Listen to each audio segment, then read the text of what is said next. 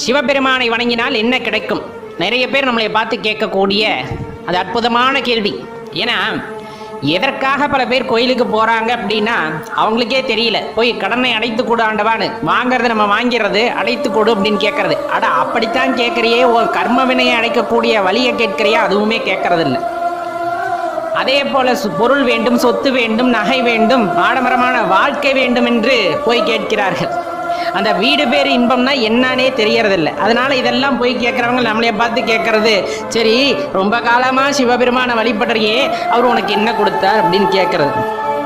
ஐயா நல்லா தெரிஞ்சுக்குங்க ஐயா, என்ன கொடுத்தாருன்னா அப்பா அம்மா இந்த உடலுக்கு வைத்த பெயரை மறக்க செய்தார்.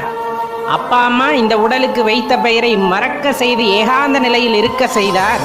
பற்றற்ற நிலையிலேயே வாழ்வதற்கு பழக்கப்படுத்தினார். எப்பொழுதுமே அந்த பஞ்சாட்சரத்தை சொல்லிக் கொண்டிருக்க